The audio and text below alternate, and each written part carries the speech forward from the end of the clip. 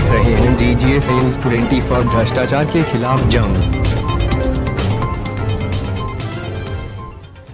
Link express में प्रस्तावित भूमि के अर्जन से पूर्व भूमि अर्जन पुनर्वास और पुनर्व्यवस्थापन में उचित प्रतिकर एवं पारदर्शिता का अधिकार अधिनियम 2013 एवं भूमि अर्जन पुनर्वासन और पुनर्व्यवस्थापन में उचित प्रतिकर और पारदर्शिता का अधिकार उत्तर प्रदेश नियमावली 2016 के अनुसार सामाजिक समाधान आकलन रिपोर्ट व सामाजिक समाधान प्रबंधन योजना गिरी विकास संस्थान लखनऊ द्वारा तैयार किया गया है, जिसमें उप जिलाधिकारी बुरहानपुर व यूपीडा के डिप्टी कलेक्टर दिनेश चंद्र द्वारा सामाजिक समाधान प्रबंधन योजना पर क्षेत्र के किसानों के साथ एक लोक जन सुनवाई प्राथमिक विद्यालय गुरहरपुर के प्रांगण में की गई।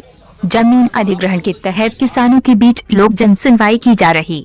किसानों की बताई समस्याओं को नोट कर लिया गया है। वहीं कुछ किसानों द्वारा बताया गया कि रेट कम है तथा आबादी प्रभावित हो रही है। वहीं कुछ किसानों की पूरी जमीन जा रही है। इंटरसेक्शन बनने से कुछ गांव की जमीन प्रभावित हो रही है।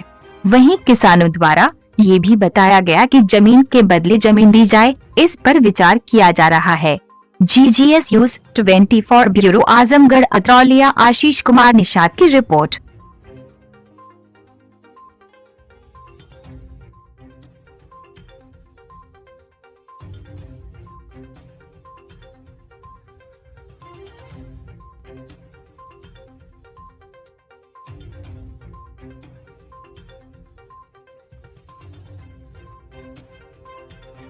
यहाँ पे बैठक हुई थी किसानों की। यहाँ क्या निर्णय लिया गया है? क्या निर्णय देखिए, यहाँ पे आज जो गोरखपुर लिंक एक्सप्रेसवे का जो निर्माण होना है, उसमें ज़मीन के अधिग्रहण की कार्रवाई के तहत यहाँ पर मौके पे किसानों के बीच में लोक सुनवाई का कार्यक्रम हुआ है।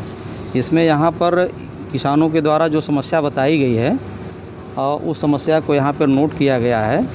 और यहाँ पर कुछ लोगों की डिमांड है कि यहाँ पर रेट कम है, रेट को बढ़ाया जाए। और कुछ आबादी प्रभावित हो रही है, आबादी को कहीं उसको शिफ्ट कराने की व्यवस्था की जाए। और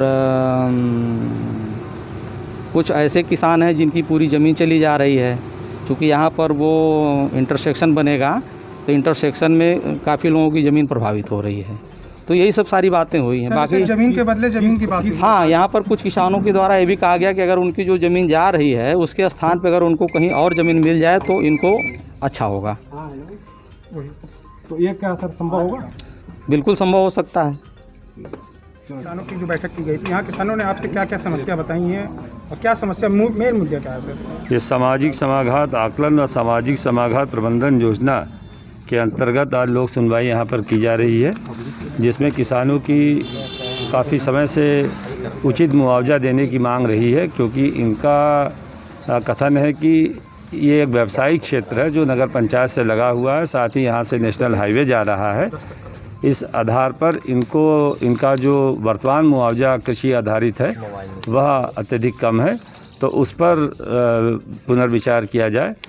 बहुत सारे किसानों की पूरी ज़मीन जो गोल चक्कर बन रहा है, इंटरसेक्शन बनेगा, उसमें जा रही है, वो चाह रहे हैं कि या तो उनको उचित मुआवजा मिले अथवा उनको ज़मीन के बदले में ज़मीन उनको प्राप्त हो। कुछ लोगों ने ये भी कहा कि जो सड़कें वर्षों से चल रही हैं लेकिन राजस्व अभिलेखों में वो दर्ज नहीं है चकवार के रूप में, लेकिन पिछले 15-20 साल से वो बाकायदे एक सड़क के मार्ग के रूप में प्रयोग में लाया जा रहा है। तो उसमें जो रेट है वो वही दिया जाए जो निबंधन शुल्क उनको बैनामा व्यक्तिगत कराने में देना पड़ता है, तो उसी के आधार पर उसका जो है प्रतिकर निर्धारण हो। सर, कुछ ज़मीनें जो कमर्शियल हैं भी, जो आपकी जानकारी में भी है, तो उसका कमर्शियल रेट क्यों नहीं मिल पा रहा? नहीं, यह योजना एक ग्रीन जोन की योजना है।